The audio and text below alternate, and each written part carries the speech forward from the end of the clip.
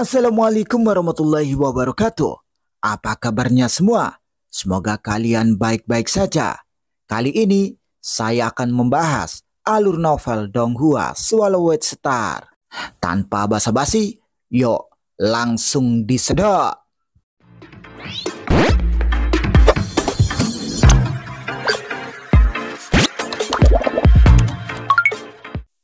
Melanjutkan dari cerita sebelumnya.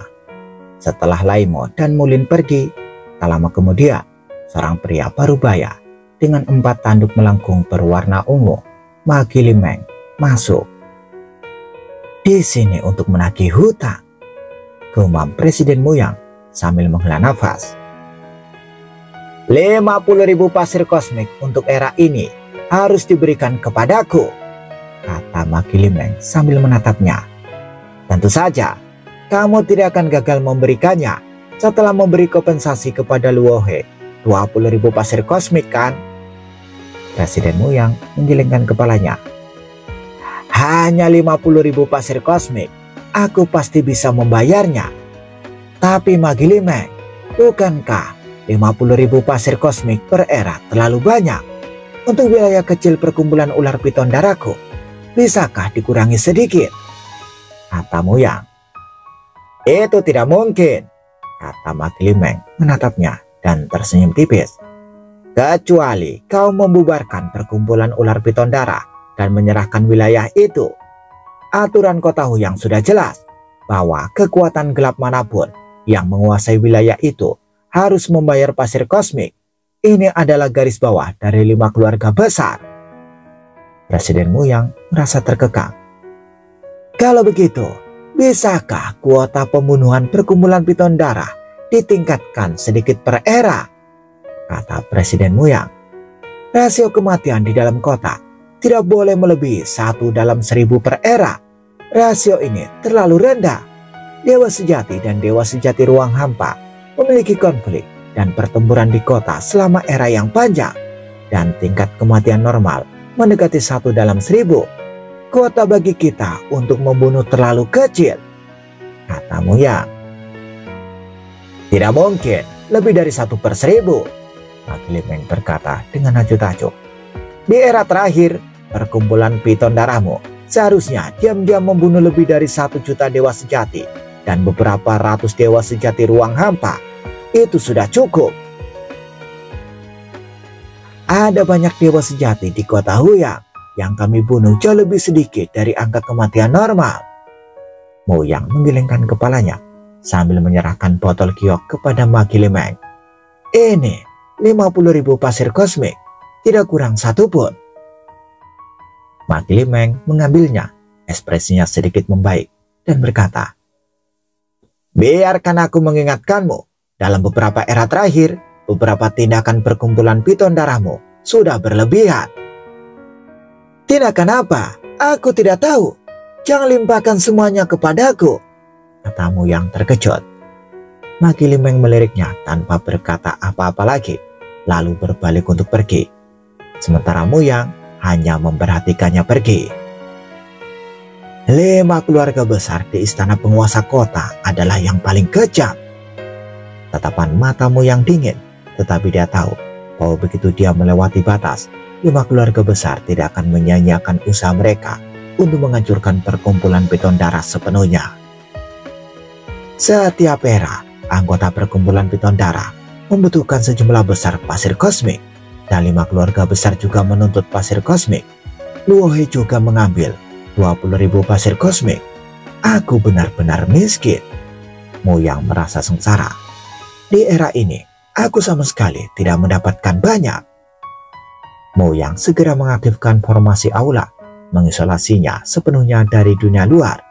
Berdengung, di depannya sebuah cermin terbentuk di kehampaan, memantulkan sosok berjubah putih dengan topeng merah. Dewa awan darah. Presiden Muyang menunjukkan sedikit kerendahan hati. 2 kekuatan paling menakutkan di kota Huyang tentu saja adalah 5 keluarga besar dari istana tuan kota, kekuatan penguasa, dan kekuatan negarasi. Kekuatan negarasi memiliki sosok yang sangat menakutkan, bernama Awan Darah. Mengapa presidenmu yang tiba-tiba mencariku? Suara Wandara tenang tanpa fluktuasi apapun. Bagian bawah dari teknik pasir darah besi berlumpur membutuhkan 1 juta pasir kosmik.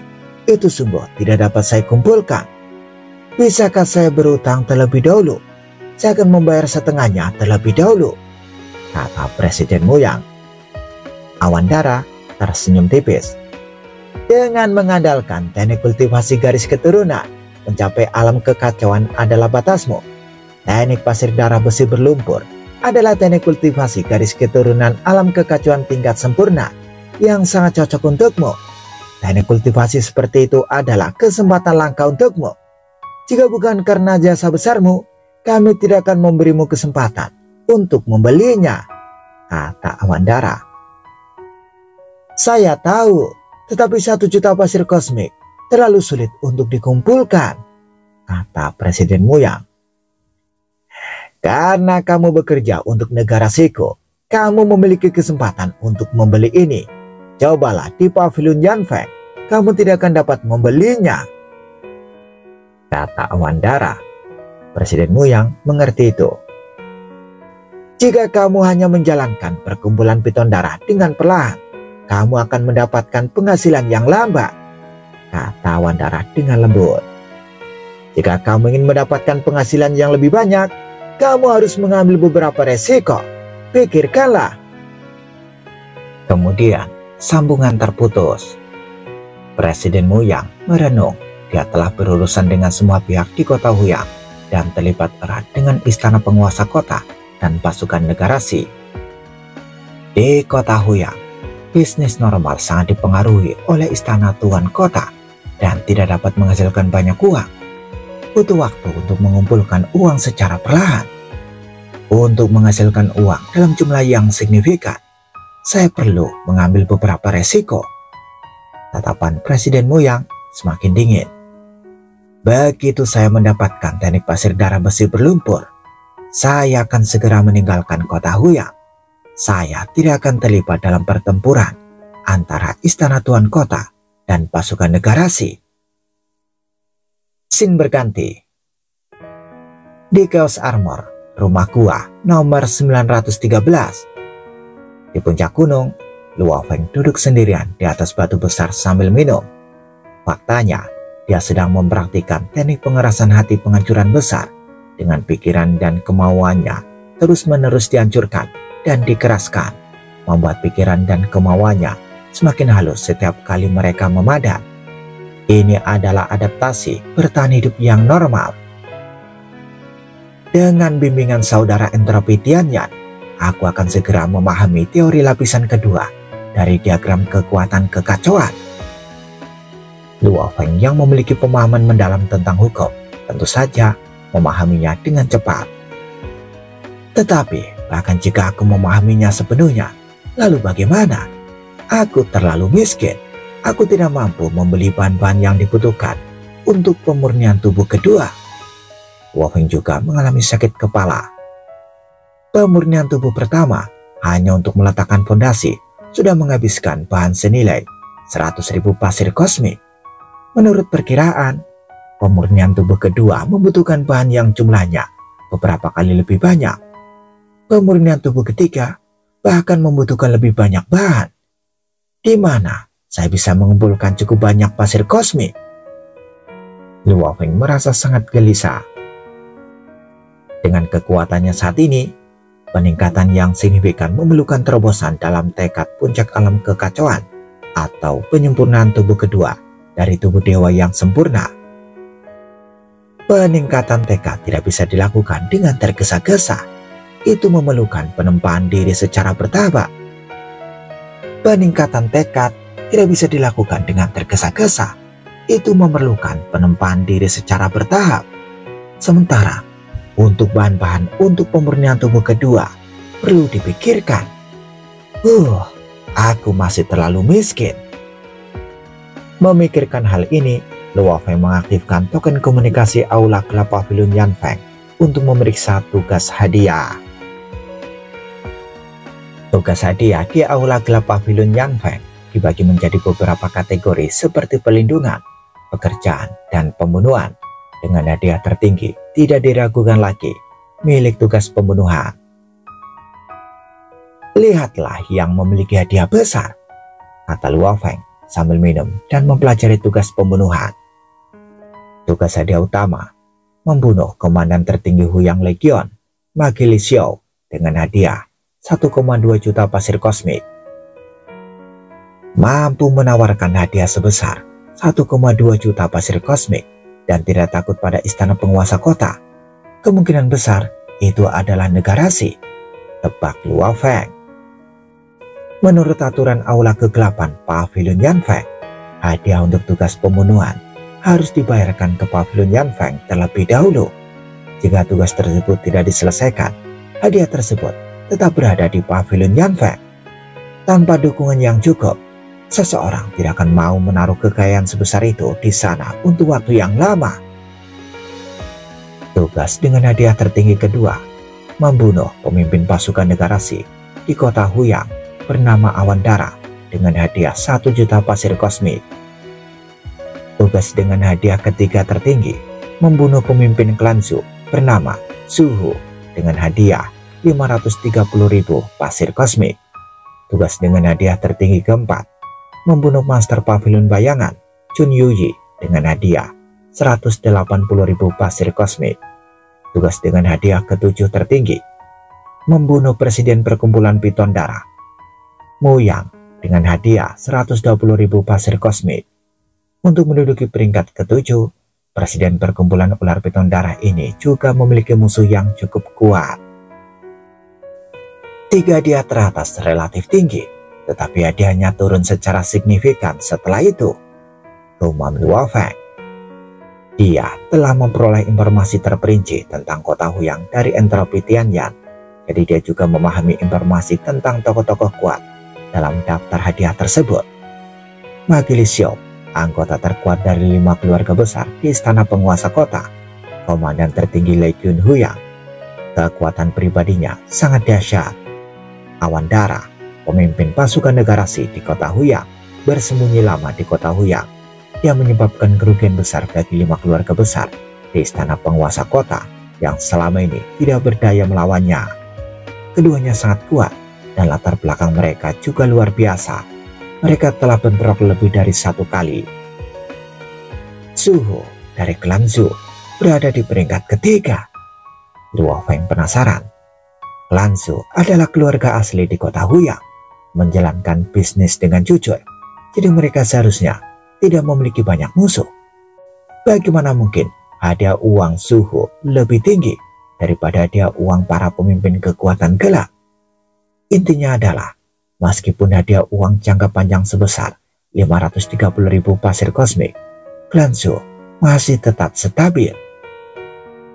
Dari tugas pembunuhan ini, Luo Feng dapat melihat bahwa di kota Huyang, Magi Liu Xiao, Awan Darah, dan Suhu semuanya bukan orang yang bisa dianggap enteng.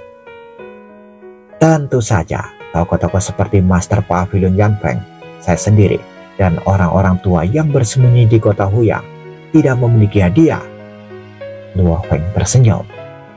Tidak memiliki hadiah bukan berarti seseorang lemah. Manakah dari tugas pembunuhan ini yang harus saya pilih? Pikir Luo Feng yang sedang merenung. Para pemimpin kekuatan gelap yang melakukan segala macam kejahatan dapat menjadi pilihan cadangan. Pikir Luo Feng yang memiliki persiapan sendiri untuk bertindak, hanya membunuh mereka yang pantas dibunuh.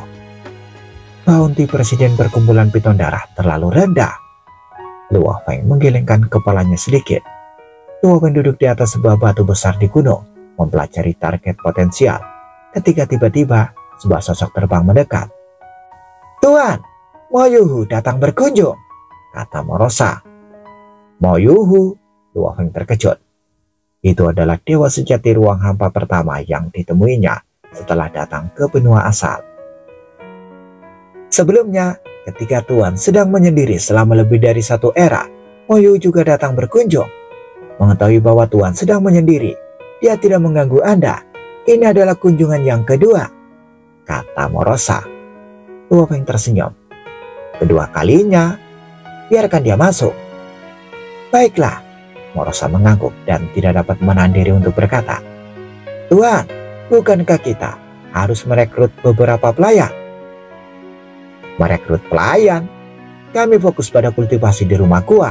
Untuk apa kami membutuhkan pelayan? Ketika kami pergi keluar, bukankah kau pelayanku?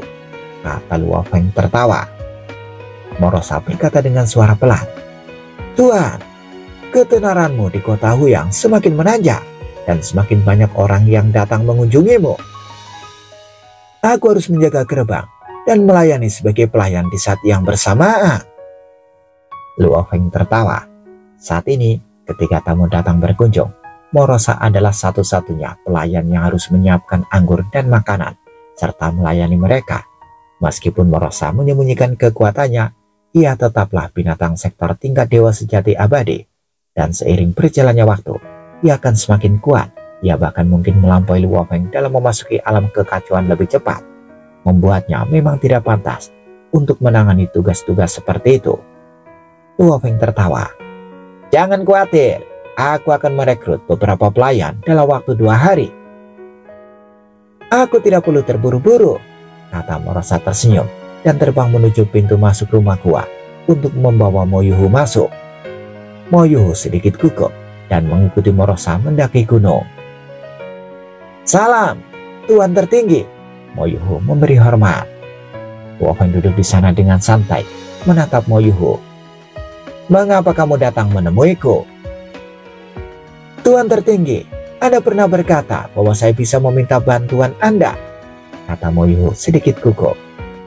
Ya, aku memang berjanji. Luo Feng tersenyum. Janjiku sangat berharga. Apakah kau berniat untuk menggunakannya sekarang? Mo Yuhu segera membalikkan tangannya memperlihatkan sebuah palu abu-abu kecil yang dengan hormat disodorkannya. Senjata ini adalah penemuan terbesarku. Saat menjelajahi harta karun di luar kota, aku menemukan mayat dewa sejati abadi. Barang paling berharga di sana adalah senjata milik dewa sejati abadi ini. Aku bersedia mempersembahkan senjata ini kepadamu, Tuan tertinggi. Sebagai ganti, beri kesempatan bagi anakku untuk menjadi muridmu. Luo Feng menatap palu kecil itu dengan heran. Ini memang harta karun rahasia senjata tingkat dewa sejati abadi yang nilainya sekitar 6.000 pasir kosmik. Kamu, dewa sejati ruang hampa kecil, berhasil memperoleh benda seperti itu, dan kamu berani memberikannya kepadaku. Apakah kamu tidak takut aku akan membunuhmu untuk membungkamu? Kata Luo Feng. Dengan harta karun sebesar itu, aku tidak akan berani menjualnya kepada kekuatan manapun. Karena kebocoran sedikit saja akan berarti akhir bagi keluargaku, kata Mo Yuhu sambil menatap Luo Feng. Dari beberapa dewa sejati abadi yang pernah kutemui, kaulah satu-satunya yang kupercaya. Hahaha. Luo Feng mengulurkan tangan dan mengambil palu kecil itu. Aku tidak mudah menerima murid, kata Luo Feng. Dewa sejati abadi tidak menerima murid dengan mudah. Mereka biasanya memberikan ujian. Saya hanya berharap ada kesempatan untuk menguji anakku, kata Mo Yuhu. Kau harus tahu bahwa aku punya konflik dengan perkumpulan ular piton darah, kata Luo Feng. Ya, berita itu telah menyebar ke seluruh kota Huyang, kata Mo Yuhu sambil mengangguk. Di masa depan, aku akan memiliki konflik dengan kekuatan gelap lainnya. Kemungkinan besar akan ada banyak dewa sejati abadi yang menyimpan dendam terhadapku. Jika anakmu mengikutiku, mereka mungkin akan terlibat, kata Luo Feng. Mo Yuhu terkejut, tapi tetap berkata, mengikuti yang mulia berarti berbagi keberuntungan dan kemalangan. Mo Yuhu menjawab dengan lugas. Berapa banyak anak yang kamu miliki? Tanya Luo Feng. 3 anak. Yang mulia boleh memilih 1. Mo Yuhu segera dan dengan hormat memberikan sebuah buku. Buku ini berisi semua informasi terperinci tentang ketiga anakku. Luo Feng menerimanya sambil memberi isyarat. Kau sudah cukup siap, namun aku harus menjelaskan aku hanya akan merekrut satu pelayan untuk saat ini. Mereka harus menjalani ujian, dan jika mereka gagal, mereka tidak akan menjadi muridku. Selain itu, masa ujiannya akan sangat panjang. Menjadi pelayan seorang makhluk tertinggi adalah sebuah rezeki yang besar bagi anakku, kata Mo Yuhu segera. Baiklah, Luo Feng mengangguk. Bawa ketiga anakmu, aku akan memilih satu untuk menjadi pelayanku. Mo Yuhu menunjukkan kegembiraan. Aku akan segera membawanya. Dia pamit dengan hormat dan segera pergi. Tuan, Morosa menatap makhluk kecil yang dimainkan Luo Feng, tidak percaya.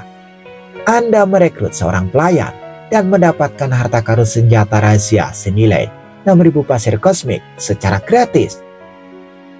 Luo Feng hanya tertawa. Aku bilang aku akan merekrut seorang pelayan dalam waktu 2 hari kan? Bukankah aku melakukannya dengan cepat? Kata Luo Feng. Ini terlalu cepat, uji Morosa. Dan Tuan, Anda membuat kesepakatan yang hebat. 6.000 pasir kosmik menjadi pelayanku, dia tidak akan rugi, kata Luo Feng tersenyum. Aku juga pelayan Tuan, jika bisa setara denganku, dia pasti tidak akan rugi, kata Morosa puas. Mulai sekarang, banyak tugas bisa dilimpahkan kepada anak Mo Yuhu. Morosa berkata, Tuan, saya dapat membantu membimbing anak itu di masa depan. Itu tidak akan merepotkan Anda. Dengan cara demikian, ia mempunyai kewenangan lebih besar untuk memerintah anak itu. Baiklah, jika aku menerima seorang murid, kau akan menjadi guru kedua mereka. Tapi aku tidak akan menerima murid dengan mudah. Jika mereka tidak memenuhi persyaratan minimum, mereka akan tetap menjadi pelayan seumur hidup, kata Luo Feng. Morosa mengangguk. Dengan kita berdua yang mengajar, ambang batas untuk menerima murid seharusnya memang tinggi. Sementara itu, Mo Yuhu segera kembali ke rumah. Rumahnya adalah rumah gua kecil biasa yang dibeli seharga 1.000 kristal kekacauan. Ayah! Ketika dewa sejati muda itu sedang menunggu, mereka tahu ayah mereka akan mengunjungi dewa sejati abadi Luo He. Melihat ayah mereka kembali, mereka bertiga sedikit bersemangat. Mo Yuhu tersenyum pada ketiga anaknya. Di benua asal, cinta adalah kemewahan. Kebanyakan dewa sejati menjalani kehidupan kultivasi yang keras, apalagi mencari istri dan punya anak. Mo Yuhu sangat beruntung telah bertemu cinta sejatinya dan membesarkan 3 anak bersama. Sejak kematian istrinya, Mo Yuhu paling peduli pada ketiga anaknya, yang baginya lebih penting daripada nyawanya sendiri. Penguasa tertinggi Luo He setuju untuk memberimu kesempatan. Dia akan memilih salah satu dari kalian untuk menjadi pelayannya, kata Mo Yuhu. Sebagai pelayan, kalian akan menjalani banyak ujian untuk akhirnya menjadi murid penguasa tertinggi Luo He. Jika kalian gagal dalam ujian, kalian tidak akan menjadi murid dewa sejati abadi. Kami mengerti. Kesempatan itu langka. Kami akan berusaha untuk mendapatkannya, kata ketiga anaknya. Mo Yuhu mengangguk. Ayo, berangkat segera. Mo Yuhu membawa ketiga saudaranya ke gerbang utama Gua Luo Feng. Rumah gua di zona armor kekacauan. Mata ketiga bersaudara dari keluarga Mo Yuhu itu menyala-nyala. Daerah ini melegenda di seluruh kota Huyang, tepat di sebelah reruntuhan kekacauan. Mereka yang tinggal di sini adalah makhluk paling menakutkan di kota Huyang. Dan di masa lalu, ketiga bersaudara itu tidak berani mendekat. Ayah memang hebat, telah mengamankan kesempatan seperti itu bagi kita. Ini adalah kesempatan terbesar dalam hidupku. Aku harus meraihnya dengan sekuat tenaga, kata anak tertua dari keluarga Mo Yuhu. Dia yang paling kekar dan memiliki mata setajam pisau. Kakak kedua dan adik bungsu sama-sama memiliki bakat yang lebih tinggi dariku. Jika Yang Mulia Luo He ini akan memilih satu di antara kita bertiga, harapanku adalah yang terkecil, pikir saudara kedua dari keluarga Mo Yuhu dalam hati, tetapi tidak menyerah. Aku akan memberikan segalanya. Kakak tertua memiliki bakat tertinggi. Adik bungsu dari keluarga Mo Yuhu juga merenung. Aku ingin tahu bagaimana Dewa Sejati Abadi akan memilih muridnya? Sementara ketika saudara itu sibuk dengan pikirannya masing-masing, Mo Yuhu melangkah maju dan mengetuk pintu pelan. Lalu riak tak terlihat pun menyebar. Tak lama kemudian, Morosa yang tampak jujur itu membuka pintu dan melirik mereka. "Masuklah." Ya, Mo Yuhu menundukkan tubuhnya dan membawa ketiga anaknya masuk ke dalam rumah gua bersama-sama. Ketiga bersaudara itu merasa sedikit gugup memasuki rumah gua yang begitu luas dan megah. Aura kekacauan di sini sangat pekat, hampir cukup tebal untuk mengembun menjadi batu kekacauan. Di dalam pavilion, "Salam yang mulia," Mo Yuhu memberi hormat, dan ketiga saudara itu langsung berlutut. "Bangunlah." Luo Feng memegang buku yang mencatat informasi dari tiga bersaudara dari keluarga Mo Yu. "Kalian bertiga bersaudara, yang tertua berada di tingkat ke-9 dari alam dewa sejati, dan dua lainnya berada di tingkat ke-6. Namun di tempatku, tingkat alam dewa sejati tidak ada artinya," kata Luo Feng. Mendengar itu, hati ketiga bersaudara itu bergetar. "Aku akan memilih salah satu dari kalian untuk menjadi pelayanku. Waktu sebagai pelayan akan sangat lama. Hanya dengan lulus ujianku, kalian bisa menjadi muridku," kata Luo Feng. "Kami mengerti." Yang tertua bernama Mo Yu Li Feng, yang kedua Mo Yu Qingyan, dan yang termuda Mo Yu Liu Xin. Semuanya sangat hormat. "Pertama-tama aku akan menjelaskan beberapa syarat. Siapapun yang tidak mau menjadi pelayanku dapat mengatakannya terlebih dahulu. Tetapi begitu kau menjadi pelayanku, tidak akan ada kesempatan untuk menyesal," kata Luo Feng. Ketiga bersaudara itu mendengarkan dengan penuh perhatian. Luo Feng berkata dengan santai, "Menjadi pelayanku sangat berbahaya. Di masa depan, banyak dewa sejati abadi akan ingin membunuhku. Dan kau mungkin terlibat. Aku tidak dapat menjamin bahwa aku akan selalu dapat melindungimu. Jadi sebagai pelayanku, kau harus siap untuk mati." Yang tertua, Mo Yu Li Feng berkata, "Karena kita mengikuti yang mulia, tentu saja kita sendiri yang menanggung berkat dan kemalangan. Kami tidak takut mati, hanya takut tidak ada kesempatan," kata saudara kedua, Mo Yu Qingyan. Yang termuda, Mo Yu Li Xin, sedikit ragu dan bertanya, "Bolehkah aku bertanya, Yang Mulia, apakah akan ada banyak dewa sejati abadi sebagai musuhmu?" "Iya, akan ada banyak, dan mereka tidak akan berhenti," kata Luo Feng sambil tersenyum. "Ayah, aku menyerah," kata Mo Yu Liu Sheng. Mo Yuhu menatap putra bungsunya, tetapi tidak terkejut karena putra bungsunya tumbuh dalam lingkungan yang paling nyaman. "Saya lebih suka berkultivasi dengan tenang," kata Mo Yu Liu Xin. "Bagus, karena sudah menyerah," Luo Feng mengaku. "Setelah menjadi pelayanku, aku tidak akan memberinya bimbingan kultivasi atau sumber daya apapun." Yang tertua, Mo Yu Li Feng, dan yang kedua, Mo Yu Qingyan, keduanya tercengang. Dia perlu memahami hukum-hukum itu sendiri. Hanya setelah menguasai 10 hukum dasar, dia dapat dianggap telah lulus ujian pertama.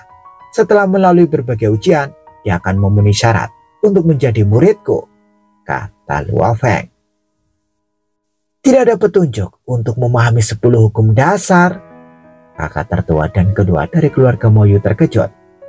Makhluk yang lahir di benua asal, hampir semuanya menjadi dewa sejati karena mereka mempraktikkan metode kultivasi garis keturunan. Jadi memahami 10 hukum dasar sangatlah sulit. Sejak lahir, kita telah mempraktikkan metode kultivasi garis keturunan. Bahkan jika kita menghabiskan seluruh hidup kita, akan sangat sulit untuk memahami 10 hukum dasar. Bagaimana jika kita tidak pernah bisa memahaminya? Kata Mo Yu Li Feng. Jika kamu tidak bisa memahaminya, tentu saja kamu tidak bisa menjadi muridku. Bahkan jika kamu memahaminya, akan ada ujian lainnya, kata Luo Feng. Mo Yu Li Feng sangat tidak mau, tetapi tetap berkata, aku menyerah. Mo Yuhu memperhatikan putra sulungnya. Putra sulungnya mampu menanggung kesulitan dan bertekad, tetapi ujian memahami 10 hukum dasar membuatnya menyerah dengan sukarela. Luo Feng menatap saudara kedua dari keluarga Mo Yu, Mo Yu Qingyan. Bagaimana denganmu? Apakah kamu akan menyerah juga? Tanya Luo Feng. Saya bersedia mengikuti Yang Mulia, jawab Mo Yuqingyan tanpa ragu-ragu. Luo Feng mengangguk puas lalu menatap Mo Yuhu. Kalau begitu, Mo Yuqingyan, mulai sekarang dia akan menjadi pelayanku. Terima kasih Yang Mulia. Mo Yuhu telah mengamati pilihan anak-anaknya selama ini, jadi tidak terkejut dengan hasil ini. Luo Feng mengangguk. Mulai sekarang, Mo Yuqingyan akan tinggal di sini. Kalau begitu, kami pamit dulu. Mo Yuhu pamit dengan hormat, lalu membawa kedua putranya yang lain pergi, meninggalkan hanya putra keduanya, Mo Yuqingyan bersama Luo Feng. Sudah aku bilang, aku tidak akan membimbingmu, juga tidak akan memberimu sumber daya kultivasi. Kau harus berkonsentrasi untuk memahami 10 hukum dasar. Mengenai beberapa hal sepele di dalam rumah gua, ikuti saja pengaturan Morosa, kata Luo Feng kepada Mo Yuqingyan. Ya Yang Mulia, kata Mo Yuqingyan dengan hormat. Wah, kamu harus memanggil tuanmu dengan sebutan yang sama sepertiku, kata Morosa. Baik tuan, jawab Mo Yuqingyan dengan patuh. Morosa, bantu aku mengajarinya dengan baik. Luo Feng melambaikan tangannya. Meskipun dia tidak akan memberikan bimbingan atau sumber daya apapun, dia tidak melarang Morosa untuk memberikan bimbingan. Nah, ikuti aku. Morosa mencengkeram leher Mo Yuqingyan dan berjalan keluar dengan riang. Mulai sekarang, dia bisa memerintahkan Mo Yuqingyan untuk melayaninya dan tuannya. Luo Feng menyaksikan adegan ini sambil tersenyum. Untuk menjadi muridku, bahkan jika mereka tidak dapat mengikuti jalan hukum, setidaknya mereka harus melangkah jauh di jalur kultivasi garis keturunan. Di benua asal, lingkungan untuk memahami hukum jauh lebih baik daripada di alam semesta asli. Morosa juga terkadang dapat membimbingnya. Jika dia masih tidak dapat menguasai 10 hukum dasar, maka dia terlalu tidak berguna dan tidak layak menjadi muridku, pikir Luo Feng. Bersambung, bagaimana kelanjutan kisahnya? Tunggu jawabannya di episode selanjutnya. Dadah, semoga paham.